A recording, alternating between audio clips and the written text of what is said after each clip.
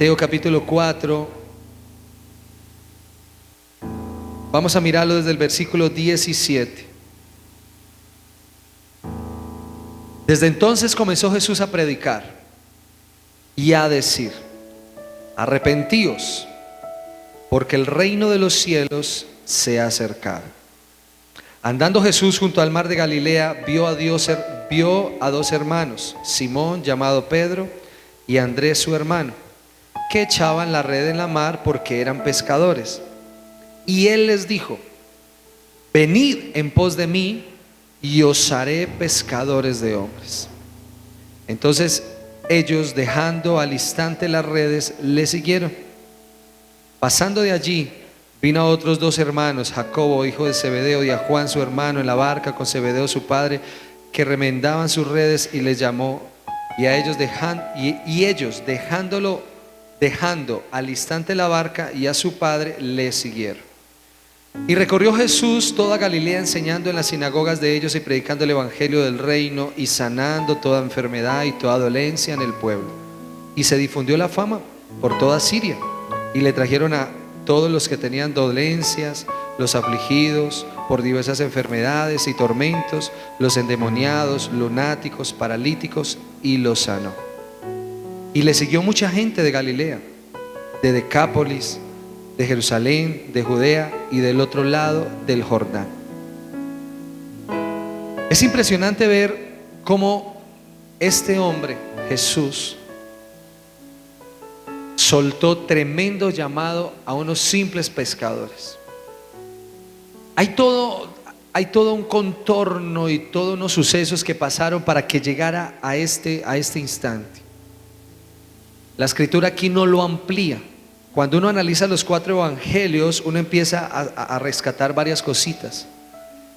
Pero lo importante en este tema es ver cómo Jesús les hace un llamado de grandeza a estos hombres, a simples pescadores, y los llama a que dejen de pescar peces y vayan a pescar hombres. Para que estos hombres dejaran esas redes, dejaran ese trabajo, ya tenían que haber conocido a Jesús, o por lo menos ya tenían que haber visto algo de él. Algunos teólogos hablan un poco acerca de eso. Algunos dicen que pudo transcurrir casi un año de que él ya había de alguna manera tratado con ellos, y que al año fue cuando él les hizo el llamado directo de que dejaran los peces, dejaran de pescar peces y se fueran con él a pescar hombres. Y eso mismo pasó en Hechos de los Apóstoles. En Hechos de los Apóstoles uno nota que la iglesia primitiva, de la noche a la mañana, después de tener 120 personas que habían visto descender a Jesús, al otro día prácticamente se habían convertido en 3,000 personas. Y fuera de eso está en Hechos 1:15, y en Hechos 2:41 dice que luego pasaron a 5,000. Diga conmigo: multitudes. Diga conmigo: he sido llamado a ganar las multitudes para Cristo. ¿Cuántas personas tú conoces todos los días? ¿Y a cuántos le predicas del amor de Jesús? ¿Cuántos familiares hay en tu familia? O sea, ¿cuántas personas hay en tu familia? ¿Y cuántos de ellos ya han conocido de Jesús? Ese tipo de respuesta solo lo puede hacer cada uno. Déjeme la musiquita que me gusta. Está chévere, está súper agradable. Y es interesante ver cómo Jesús y los apóstoles habían entendido que ellos no habían sido llamados a ganar poquitos. Ellos habían sido llamados a ganar las multitudes para el Señor. Por eso Jesús levantó 12 discípulos para que ellos fueran y predicaran el evangelio. Y cuando yo empiezo a discernir y a entender ese gran llamado que Jesús le hizo a los apóstoles, uno se da cuenta de que ese llamado también es para uno. Diga conmigo: es para mí. ¿Y por qué tenemos que hacerlo? ¿Por qué? ¿Por qué tenemos que ser pescadores de hombres? ¿Por qué no nos quedamos así? Ya recibimos a Jesús, venimos a la iglesia, recibimos una palabra de motivación, de fe, de esperanza, de milagros. Ya nos vamos para la casa, seguimos allá, dejamos que la gente se pierda, que la gente siga en su rumba, que la gente siga en sus drogas. ¿Por qué nos dejamos eso si ya nosotros ya somos salvos? ¿Por qué? Pues sencillamente porque el mandato de Dios es ir y predicar el evangelio a toda criatura. Repita conmigo, ir y predicar. Repítalo, ir y predicar. Eso es un mandato de Dios. Todos los que hemos conocido del amor de Jesús tenemos esa obligación de hacerlo. Tú no puedes estar en tu trabajo y ver cómo tus amigos se pierden en el pecado y usted callar. No puedo. Tú no puedes hacer eso. Como la canción de Te Seguiré. No puedo callar.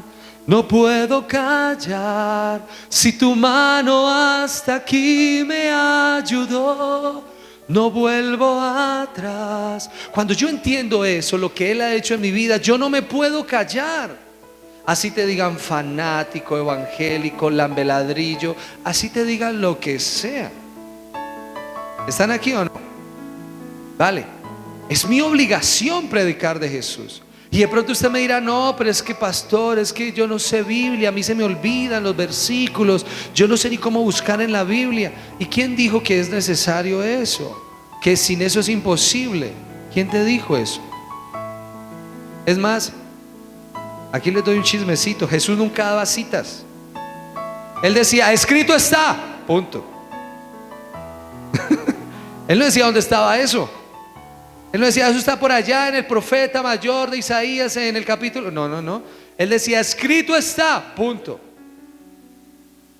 Lo importante es que usted se memorice la palabra. Cuando uno está predicando, memorícela, trátela. Que en el momento que usted le esté compartiendo a alguien, algún versículo se le atravesará. Así sea, Judas se ahorcó, pero algo le aparecerá. Amén. Sí me están escuchando, ¿verdad? Pero no podemos callar. Diga conmigo, no puedo callar. No nos podemos callar. Y la iglesia tiene que volverse especialista en ganar almas para el Señor. Todos nosotros todo el tiempo estamos perfeccionando nuestra labor, perfeccionando nuestra profesión, perfeccionando en lo que nosotros trabajamos. El que no lo haga pues está haciendo mal, porque usted cada día tiene que ser mejor. ¿Cuántos creen que cada día tenemos que ser mejor? Usted tiene que seguirse preparando. En estos días hemos estado con los pastores buscando las carreras teológicas, ¿no? Esta semana tuvimos una reunión en la iglesia, Alianza, y ya está casi que decidido el tema para que los líderes de nuestra iglesia puedan seguir con una especialización en con una profesión en teología. Y eso va a ser espectacular, ¿vale? Pero todo el tiempo usted se tiene que preparar, porque cada día tiene que ser mejor. Dígale a que está a su lado, cada día tienes que ser mejor. Dígaselo. Y cuando hablamos de la obra de Dios, usted se tiene que volver un especialista para predicar la palabra. Amén. Por ejemplo, le voy a dar 4 razones por qué estamos obligados a predicar la palabra.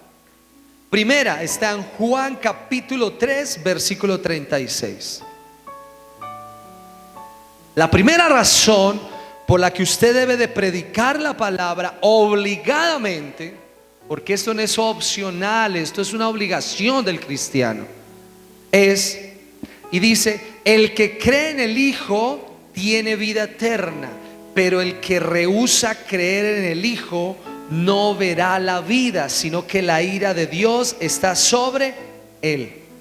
¿Sabe por qué tenemos que predicar la palabra del Señor? ¿Por qué tenemos que predicar a Jesús? Porque hay una muerte eterna para aquel que no recibe a Jesús. Diga conmigo, hay muerte eterna para el que no recibe a Jesús. ¿Me están escuchando o no?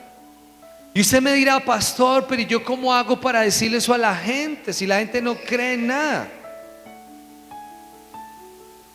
Hay muchas formas de hacerlo.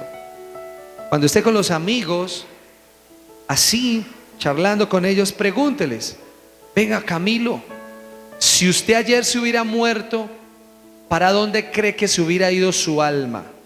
¿Para el cielo o para el infierno?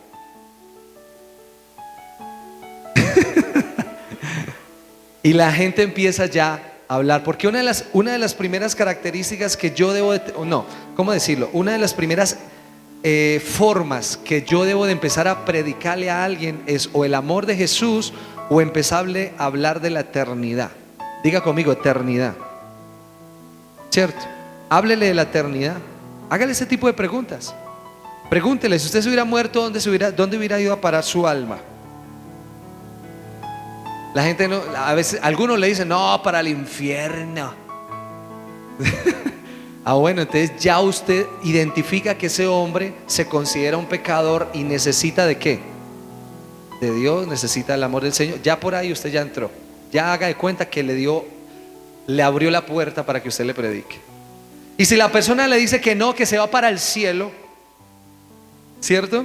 No, yo me voy para el cielo, yo no soy tan malo, ¿cierto? Yo me voy para el cielo.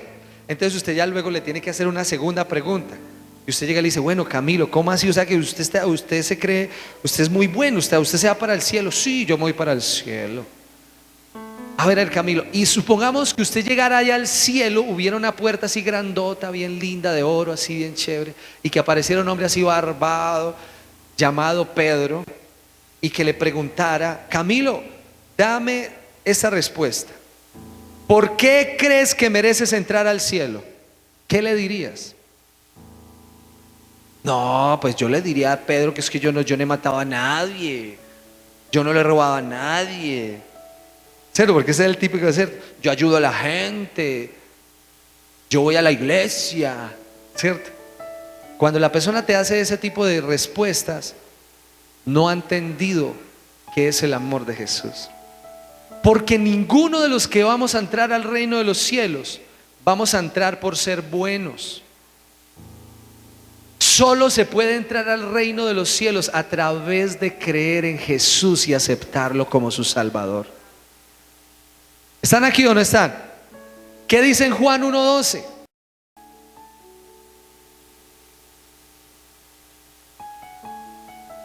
Mas a todos los que le recibieron, a los que creen en su nombre, les dio potestad de ser hechos ¿qué?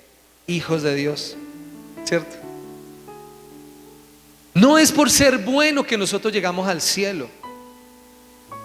No es por eso. No es por ser muy generoso como en mucho tiempo nos han venido enseñando. Que si damos a la gente, que si somos generosos, damos mercados, nos movemos por aquí. No es por eso. No es por obra alguna, dice la palabra. Es por fe. ¿Es por qué? Es por fe. Cuando uno a un cristiano le pregunta, así como charlando entre cristianos, vení, ¿usted está seguro que se va para el cielo? Y si el cristiano duda, está grave. Diga conmigo, está grave. Porque para entrar al cielo se necesita creer en Jesús, aceptarlo y tener la convicción de que vamos a entrar al cielo. Diga conmigo, se entra por fe. Porque esto es un regalo del Señor. Es un regalo que le costó la sangre de Jesús en la cruz. A nosotros no nos costó nada, pero se recibe por fe. ¿Se recibe por qué? Si creyeres con tu corazón, dice, y creyeres en tu corazón y lo confesares con tu boca que Jesús es el Señor y creyeres que Dios lo levantó de los muertos, serás salvo. ¿Serás qué?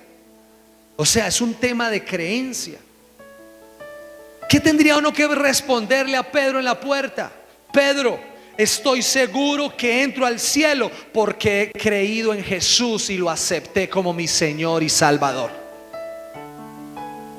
¿Amén o no amén?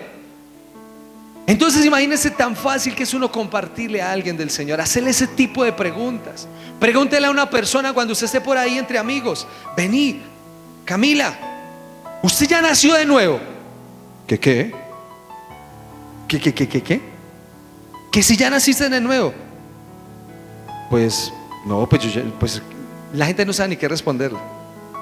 Cuando una persona le dice eso es porque todavía no ha nacido de nuevo. Y la Biblia dice que si no nacieres del agua y del Espíritu, no puedes entrar al reino de Dios. ¿Amén o no amén? Mire lo fácil que es entrar. Cuando la persona no sabe qué responderle, de inmediato usted ya le habla del encuentro entre Jesús y Nicodemo. Y le empieza a hablar de qué hace Jesús en mi vida, que Él me permite volver a nacer, pero no del vientre de mi madre, desde el vientre de mi madre, sino del Espíritu, por la palabra. Aló, ¿están aquí o no están aquí? ¿Sí? ¿Sí me están escuchando?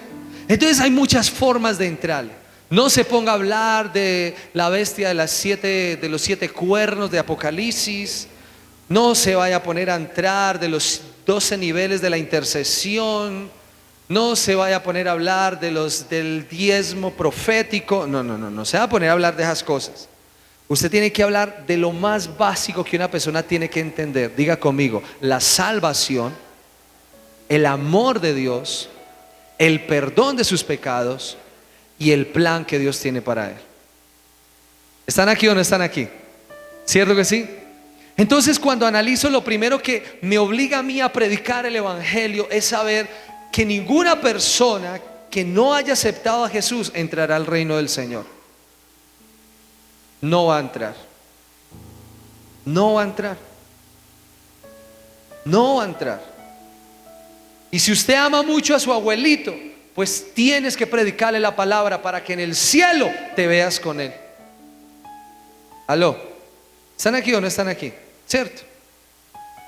A mí me impresionó, es que no recuerdo el nombre de este cristiano, un cristiano de la era de la Reforma, muy conocido por los lados de Francia. Estaba entre la época de Juan Calvino. Este hombre, cuando murió, él le pidió a sus, pues, o sea, antes de morir, por supuesto, le pidió que cuando él muriera los sepultaran con toda su familia en un solo lugar. Y esa es una de las ¿cómo se le dice? De las sepulcros. Ese es uno de los sepulcros que en Estados Unidos más visitan, de hombres cristianos de renombre. Y lo más impresionante es que cuando la persona va a Estados Unidos y ve el féretro de este cristiano, hay una leyenda que dice algo así como: cuando me levantare el Señor, me iré con mi familia. Algo así. Y dentro de la biografía que narra de este hombre, que la leí hace varios días, él había explicado que él quería morir, o sea, que él quería que lo enterraran con toda su familia, que porque el día de la resurrección a los primeros que quería ver era su familia. ¿Usted se imagina, mi apóstol? Uno con toda su familia y llegó el Señor. Muchachos, vámonos, rápido, nos deja el bus. Nos deja el avión, ¿cierto? ¿Están aquí o no? Imagínense qué impacto. Y eso es una de las, o sea, hay una frase muy que lo explica, y dentro de su biografía él lo explica, que él pidió que toda su familia fuera enterrada porque él quería que el momento que Dios lo levantara entre los muertos con toda su familia, los primeros que él quería ver subiendo para el cielo era su familia. Porque vamos a resucitar en el nombre de Jesús, los muertos en Cristo. Nosotros todavía no, porque estamos vivos. Pero los muertos en Cristo resucitarán. ¿Qué van a hacer? Entonces la palabra de Dios dice que lo primero por lo que tú y yo tenemos que trabajar es por salvación de las personas. Tenemos que predicar porque hay una muerte eterna. Segunda, Hechos capítulo 13 del 38 al 39. Hechos capítulo 13 del 38 al 39 dice: sabed pues esto, varones hermanos, que por medio de él se os anuncia perdón de pecados. Y el 39: y que todo aquello de que por la ley de Moisés no pudiste ser justificados, en él es justificado todo aquel que cree. Lo segundo que tenemos que entender de por qué tenemos que predicar el evangelio de a Jesucristo es por el perdón de los pecados. Diga conmigo: perdón de los pecados. Porque el perdón de los pecados no se logra yendo donde un psicólogo. El perdón de los pecados no se logra comprando un jabón X. No se logra tomándose una cápsula de algo.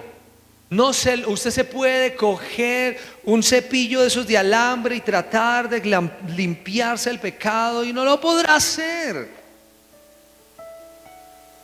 Vi una entrevista esta mañana, le estaban haciendo una entrevista a una persona en la calle y le preguntaban: ¿usted cree en el cielo? Y él decía: sí. ¿Y qué necesita el hombre para ir al cielo? Nada. ¿Cómo así que nada? Sí, nadie va a ir al cielo, decía. ¿Cómo así que nadie va a ir al cielo? Sí, nadie. ¿Y el infierno? Sí. ¿Sí existe? Sí, claro. ¿Y quiénes van a ir? Pues todo el mundo va a ir para el infierno. Pero lo que me llamó la atención es que luego él decía: ¿y entonces cómo hace una persona para poder tarde que temprano llegar al cielo? No, pues tiene que creer en Dios. Y bueno, ¿y usted cree en Dios? Sí. ¿Y usted lo sigue? No. ¿Cierto? Y entonces era todo un montón de preguntas y me llamaba la atención porque al final él quería darle a entender al periodista de que él no era tan malo. Y entonces luego le dijo: ¿cómo así? O sea que usted cuando ve una mujer pasar en minifalda, ¿usted la codicia? Sí, claro. Ah, bueno, ya está ahí fornica, ya está adúltero, ya está ahí pensamientos adúlteros y de fornicación. ¿Alguna vez usted hizo una palabra vulgar? Sí. Ah, bueno, ya con eso es como una acción de muerte, porque la Biblia dice que si una palabra deshonesta es como si lo matara. Y empezó a declararle un poco de cosas que él hacía, y a la final él dijo: sí, la verdad yo soy todo un pecador. Todo lo que usted dice es cierto, he hecho todas esas cosas. Entonces la gente hay que darle a entender que puede ser muy bueno, pero es un pecador. Pero es que muchas veces nosotros nos dejamos engañar porque vemos a la viejita ahí con esa cara reluciente, tan buena, tan agradable, tan dadivosa, tan generosa, ¿cierto, mi pastora? Y uno dice: no, esta mujer, mejor dicho, vas para el cielo, que así, vía directo, VIP, va para el cielo. Pero resulta y pasa que esa viejita todavía no ha aceptado a Jesús en su corazón, sino que ha sido levantada con principios, ha sido una buena persona, etcétera. Por muy buena persona que sea, si no acepta a Jesús en su corazón, no entrará al reino de Dios. Y no lo digo yo, lo dice Jesús en su palabra: el que no tiene al Hijo no tiene la vida. Amén.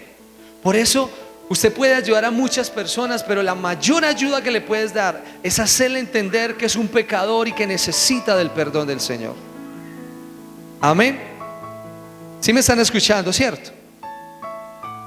Por muy buena que sea la persona que usted conozca, predíquele del amor de Jesús y del perdón de los pecados. Hágale entender que todos hemos pecado, y como lo dice la palabra en Romanos 6:23, que dice: porque la paga del pecado es muerte, mas la dávida de Dios es vida eterna en Cristo Jesús nuestro Señor. Dile a entender a la gente que sin Jesús no hay perdón de pecados. No lo hay. Usted se puede ir para un monasterio y encerrarse allá las 24 horas del día, y aunque no tenga contacto con un televisor, con una mujer, con drogas, aunque no tenga contacto con nada del mundo, en su corazón está el pecado, porque la naturaleza del hombre es pecaminosa. ¿Es como? Usted puede estar encerrado allá donde no vea nada, donde no tenga nada, y aún allá pecará delante del Señor. Por eso el hombre tiene que ser perdonado. ¿Tiene que ser qué? Perdonado. Y usted tiene que predicar la palabra. Debe de hacerlo. No puedes consentir el pecado. Tú y yo no podemos ser de los que aman el pecado. Tú y yo tenemos que ser de los que aman la santidad, de los que aman la integridad en el Señor, de los que aman la verdad, de los que aman seguir a Jesús con el corazón. Dígale que está a su lado: tienes que amar la verdad. Y yo quiero entrar a la parte más importante de esta enseñanza. Romanos capítulo 10, desde el versículo 14. Veo a algunos por ahí como llamándome, ¿no? Si ve a alguno que está durmiendo, le autorizo para que le pegue un pequeño pellizco en el Señor. En el amor del Señor, ¿de acuerdo? Dígale por favor, vaya, mójese la carita o algo. Pero yo sé que después de una danza tan linda como la que tuvimos, estamos cansados, agotados, pero esta palabra es digna de ser recibida en el Señor. Romanos capítulo 10, 14 dice: ¿cómo pues invocarán a aquel en el cual no han creído? ¿Y cómo creerán en aquel de quien no han oído? ¿Y cómo oirán sin haber quien les predique? Ese es el centro de esta predicación. Tú y yo tenemos que convertirnos en grandes evangelistas de la palabra del Señor. Tenemos que convertirnos en expertos para predicar la palabra. Juan Calvino, hablando de Juan Calvino, me llama mucho la atención porque este hombre nació en el 2006 aproximadamente. Y cuando este hombre nació, se dice que Francia estaba en una decadencia espiritual terrible. No había agua corriente, no habían servicios sanitarios, no se podía hacer todavía la cirugía del apendicitis, no habían analgésicos. Físicamente había un subdesarrollo fuertísimo. Y lo peor de todo, no había la suficiente educación. Los únicos que eran educados eran los doctores, los curas y algunos de la gran realeza.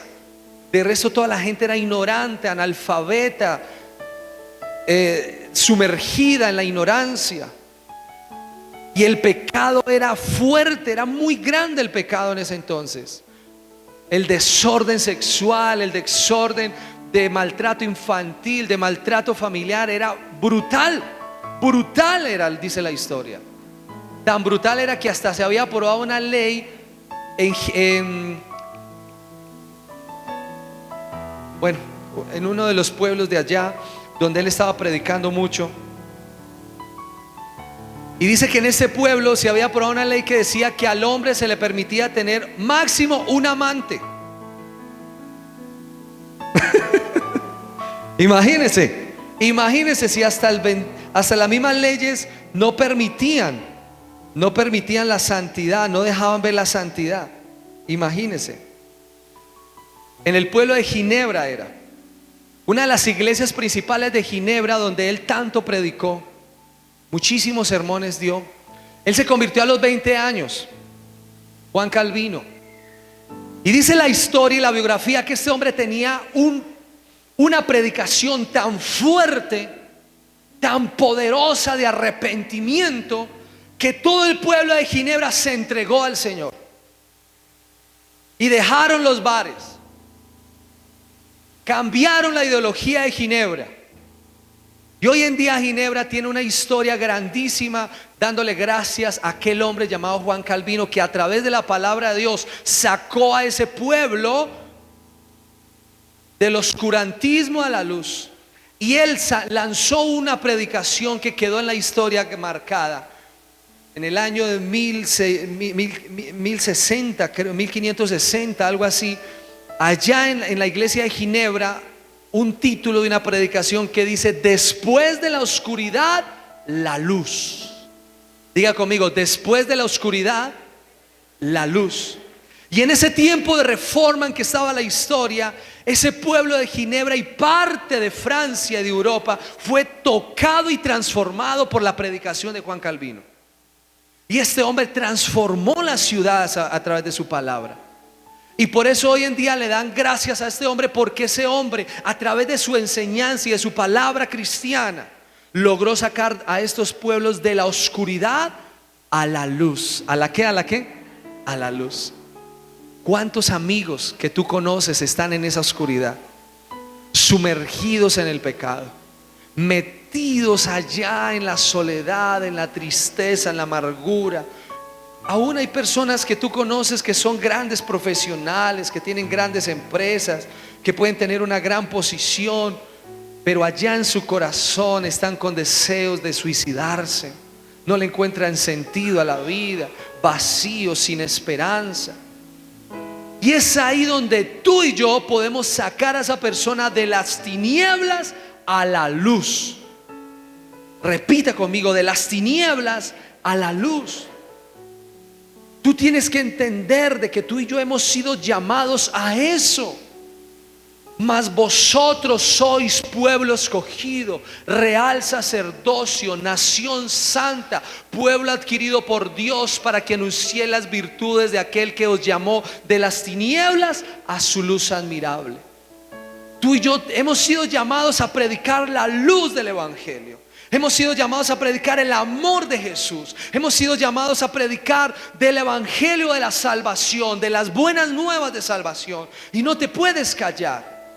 Es cierto que estamos en un tiempo diferente a como cuando muchos de nosotros nos entregamos al Señor. Yo me acuerdo, apóstol, ¿no? Cuando yo me entregué al Señor, era el tiempo de las campañas en los parques, del puerta a puerta, donde los evangélicos pasaban puerta a puerta, donde se paraban allá en los parques principales con un megáfono. Y era ese tiempo. Ya de pronto ya no lo podemos hacer de esa misma manera. Pero hay miles de formas para usted ganarse a alguien para el Señor. Quizás hubo un tiempo donde todos andábamos con la Biblia en el brazo, ¿se acuerda? ¿Cierto, mi apóstol?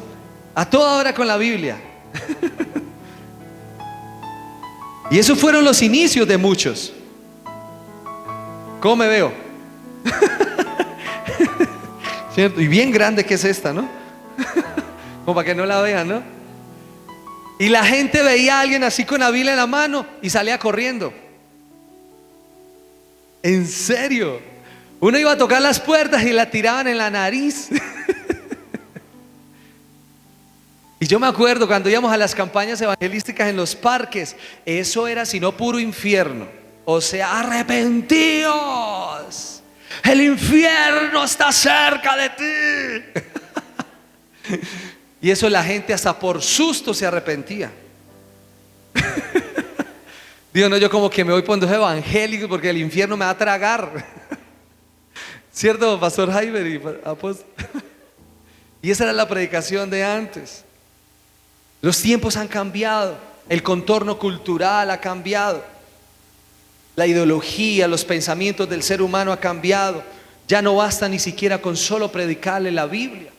Ya hoy en día la gente ya ve más no lo que tú dices, sino lo que tú eres. Se la repito. Hoy el pueblo de hoy, que no es un pueblo nada ignorante, es un pueblo ya con conocimiento. La gente afuera ya tiene conocimiento. Ya no es tan ignorante. Ya usted no le puede salir con el cuento de que se va para el infierno y que se tiene que arrepentir. Ya esas personas ya ven más no lo que tú dices, sino lo que tú eres en el Señor. Aló.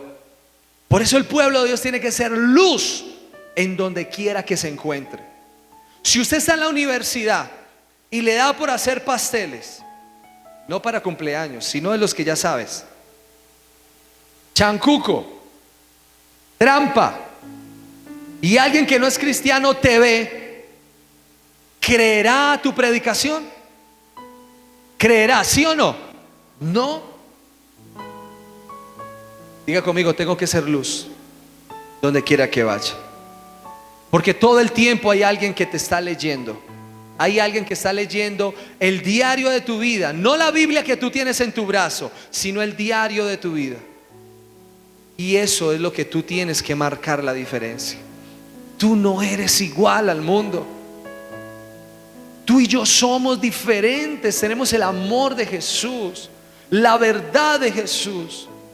Usted puede estar en medio de su hogar y tener un momento muy candente con su esposa o su esposo. Un momento donde las palabras empiezan a torcerse, donde las palabras intentan humillar, intentan dañar la dignidad. Y tú, cuando eres cristiano, tienes que controlar tu lengua, porque tú no eres del mundo. Tú has sido llamado para bendecir y no para maldecir. ¿Cuántos dicen amén? Y hay momentos donde uno tiene que echarle cremallera a esa boca, porque si la abre va a salir basura. Y lo peor de todo, lo que enseñamos la semana, hace 15 días o hace 8 días, no recuerdo, que la palabra que usted suelte ya no la puede regresar. Ya lo que dijo, dijo. Entonces tenemos que aprender a hablar. En la casa, sepa hablar. Cuando hables con tus hijos, cuando hables con tu esposo, con tu esposa, sé sabio para hablar. ¿Sé qué? Tienes que hacerlo, porque la palabra trae dolor o trae bendición. Y cuando hablamos de predicar el evangelio, tú y yo tenemos que ser esa luz donde quiera que vayamos.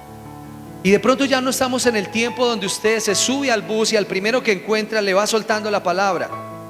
De pronto ya hoy en día eso no es tan popular, de usted subirse a un bus y empezar a predicar. Lo podemos hacer y quizás alguien se arrepienta, pero hoy en día usted tiene que utilizar estrategias de amistad. Diga conmigo, de amistad. Usted tiene que volverse un caripastel todo el tiempo, porque a la gente que más se le acerca es la gente que más sonríe. A ver, sonríe. Sonríale al que está a su lado, sonríale. Dígale al que está a su lado, dígale, deje esa cara de limón. Dígale, deje esa cara de amargado. Pero si usted en el trabajo a toda hora está de mal genio, la gente no va a creer a tu predicación. Si usted en el colegio todo el tiempo es hablando bobadas y perversidades, no te van a creer a tu predicación. La primer predicación para ganarse al mundo es mi propia vida en Cristo Jesús. ¿Cuántos lo dicen amén? ¿Cómo hago para ganarme una persona para el Señor? Primero hágaselo amigo. Hemos venido enseñando estrategias de la oración del 3 por 21 días. ¿Sí se acuerdan o no? Usted tiene que volverse un cazapersonas en Cristo Jesús. Tiene que tener ojo de águila. Yo siempre he testificado en las escuelas que yo tuve un tiempo donde en la iglesia pentecostal donde nací, todo el tiempo predicaba. Y yo me acuerdo que cada vez que me iba para el culto, porque a él le decíamos culto, a alguien me tenía que arrastrar en la calle para la iglesia. Cualquier drogadicto que veía por ahí, eso le echaba palabra pues, y lo hacía ir hasta el infierno y lo subía, pero se tenía aquí conmigo. Y varias personas con costal llevé a la iglesia, me acuerdo. Pero cuando hice el análisis de mi vida cristiana, me di cuenta que no me había ganado a nadie. Había predicado y predique, pero nadie se arrepentía y decidía seguir al Señor. Y yo estaba ya cansado de eso.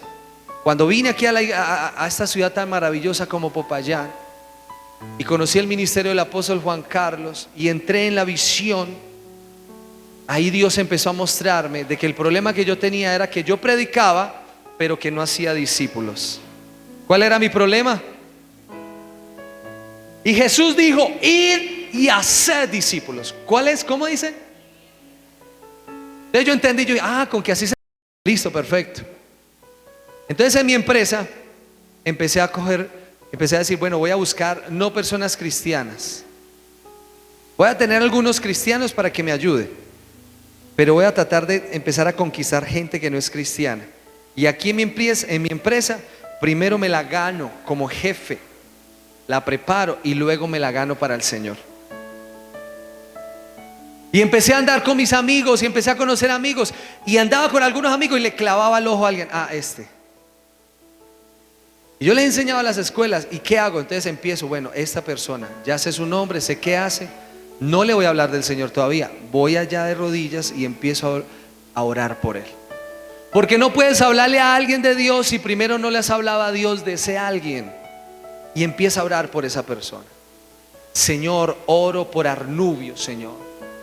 Es un hombre que ha estado en los vicios del alcohol, pero sé que tú lo vas a tocar. Yo declaro que en el momento en que hable con él y le presente tu amor, su corazón se rasgará y recibirá tu precioso amor en Cristo Jesús. Y empiezo a orar por él. Van a haber momentos donde, como mi apóstol, porque mi apóstol me le quito el sombrero a él. Él es allá en un velorio y predicando. Ni siquiera en el velorio de su mamá, pues, allá estaba predicando. Un hombre evangelista 100%. Dios le ha dado ese don a él. Es un don, el ministerio evangelista. Él tiene eso. Él no necesita mucho esfuerzo para ganarse una persona para el Señor. Pero los que de pronto nos cuesta trabajo, tenemos que empezar en remojo. Diga conmigo, en remojo.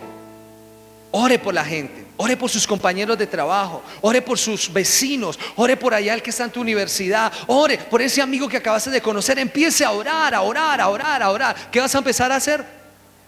Y llegará el momento donde Dios pondrá en tu corazón, es el momento. Habla con Él, siéntate con Él, cuéntale cosas de tu vida, que Él vea que tú eres diferente, que tú no eres de allá del montón, que tú eres diferente. Y en ese momento, de un momento a otro, esa persona te va a empezar a contar intimidades de su vida personal. Y le empezará a contar los sinsabores de su vida, las frustraciones de su vida, los dolores de su vida. Y es ahí donde usted va a sacar la respuesta al problema de esa persona. ¿Y quién es la respuesta a todos nuestros problemas? Jesús. Amén. Amén o no amén. No consiste en que usted va a andar por todas las calles, hey, Jesús es la verdad. Como ustedes han visto por ahí como un aviso que dice es que yo renuncio a Satanás. ¿Sí han visto ese anuncio por ahí en varios postes? Es que yo renuncio a Satanás. Qué loco se habrá inventado ese cuento. Si con eso cree que alguien se va a arrepentir, no se van a arrepentir. Pero cuando tú con amor le predicas a alguien, con tu testimonio, has orado por esa persona y empiezas a hablarle del amor de Jesús, esa persona te va a escuchar y tarde que temprano va a venir a esta congregación. Amén o no amén. ¿Cuántos tienen amigos que no han recibido de Jesús? Levante la mano. ¿Cuántos tienen amigos que no han recibido de Jesús? Entonces vas a hacer esto. Dice, ¿cómo pues invocarán a aquel en el cual no han creído? ¿Y cómo creerán en aquel de quien no han oído? ¿Y cómo oirán sin haber quien les predique? Tú y yo vamos a predicar con nuestro ejemplo y con la palabra. ¿Qué vamos a hacer? Tenemos una gran misión. Esta iglesia, nuestra congregación en este año, vamos a multiplicarnos. ¿Cuántos dicen amén? Y vamos a crecer. Pero esto requiere trabajo, esfuerzo. Requiere que todos nos unamos, nos pongamos en un mismo sentir a predicar, a hablar, a buscar al pecador, a traer al tío, a la abuela, a la suegra. Así no la quieras, tráela. Que aquí el Señor la puede transformar y la puede convertir en una mansa oveja.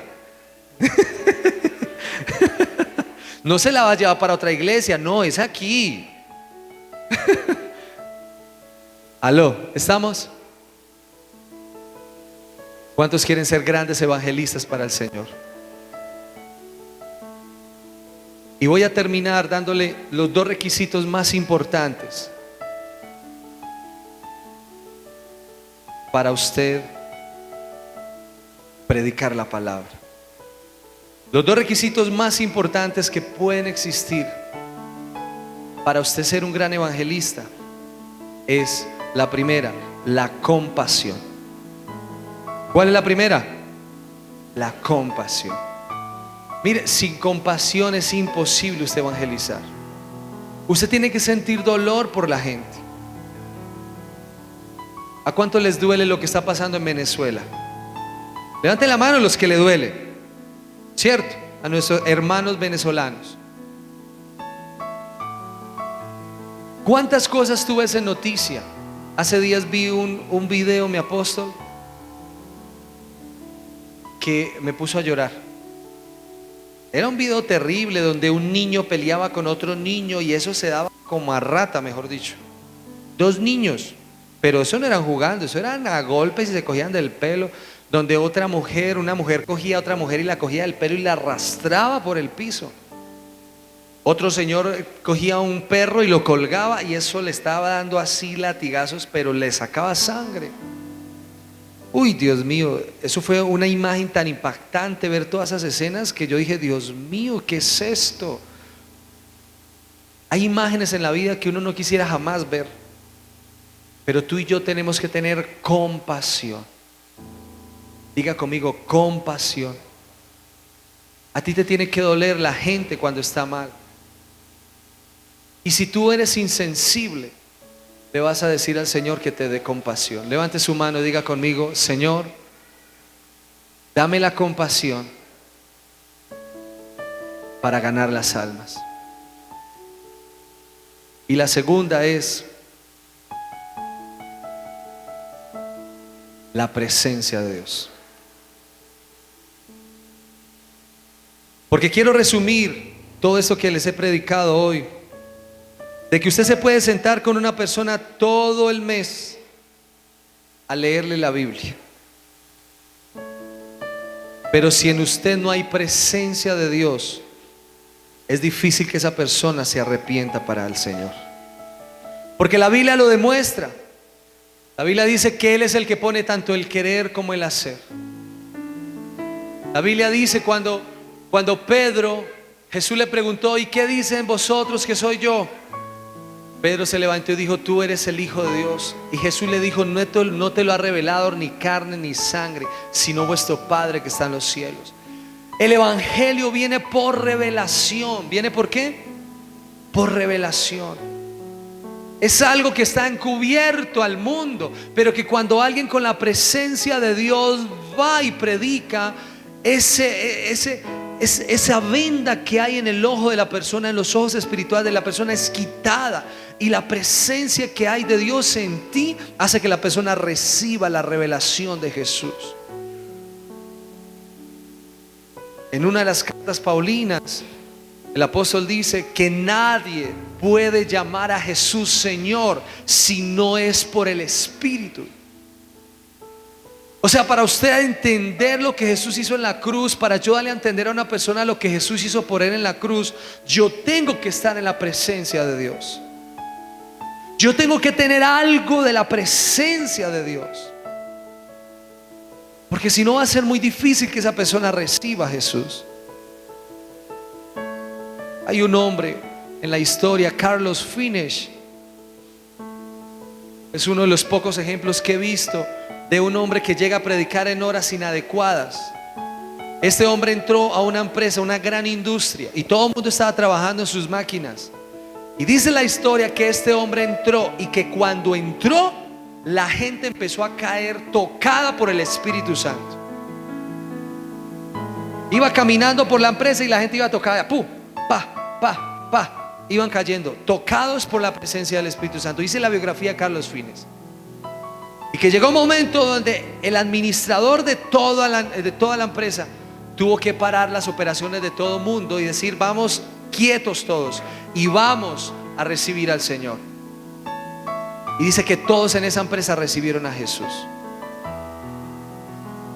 Se necesita presencia de Dios. ¿Qué se necesita? Presencia de Dios para eso. ¿Quieres predicar al Señor? ¿Quieres que otros reciban a Jesús? Tienes que tener la presencia de Dios en tu vida. Amamos tu presencia. Tienes que tenerla. Y para eso tienes que pasar tiempo con Dios.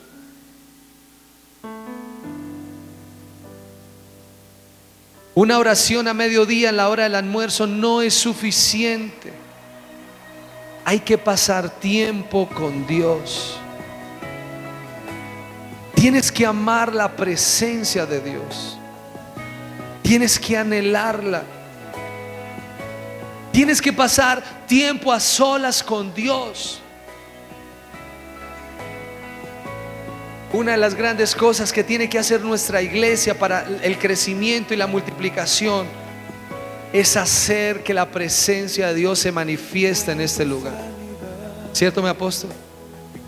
Si la presencia de Dios no se manifiesta, todo lo que hagamos acá se convertirá en un simple show, en un espectáculo.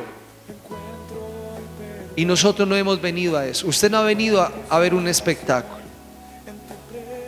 ¿Es cierto o no es cierto? Usted no ha venido a ver un espectáculo. Usted ha venido a sentir la presencia de Dios. Vamos a colocarnos de pie en esta mañana, por favor.